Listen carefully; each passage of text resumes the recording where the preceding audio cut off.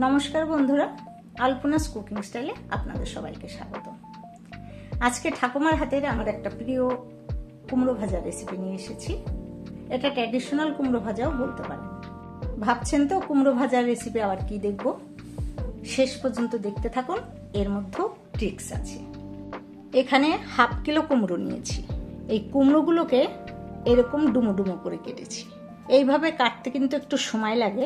আমার ঠাকুমাকে দেখতাম প্রত্যেকটা কুমড়ো যেন একদম একই মাপের হতো, এত সুন্দর করে কাটতো।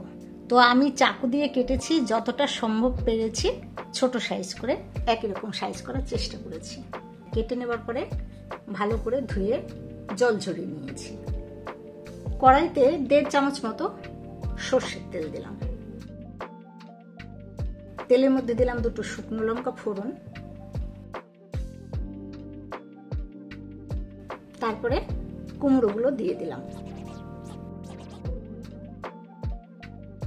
নেড়ে চেড়ে তেলের সঙ্গে ভালো করে মিশিয়ে নিচ্ছি।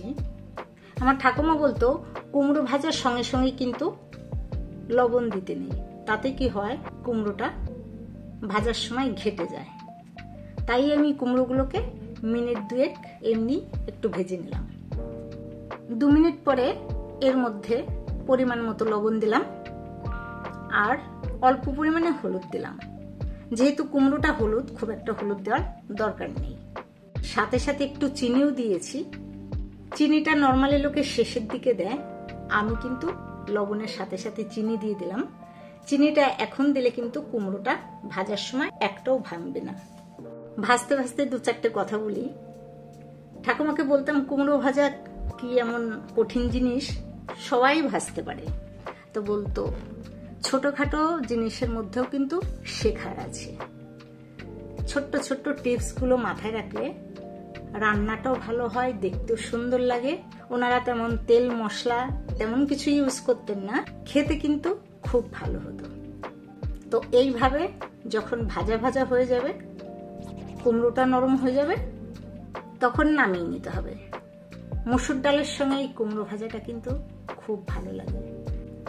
খুব সিম্পল আর ছোট্ট একটা রেসিপি। ভালো লাগলে চ্যানেলকে সাবস্ক্রাইব করে পাশে থাকবেন আর পাশের বেল আইকনটি প্রেস করবেন, তাহলে যখনই আমি নতুন কোনো রেসিপি দেবো সবার আগে নোটিফিকেশন আপনারা পেয়ে যাবেন। ভালো থাকবেন সবাই। আজকের এই রেসিপি দিয়ে বিদায় নিচ্ছি, আবার আসবো অন্য কোনো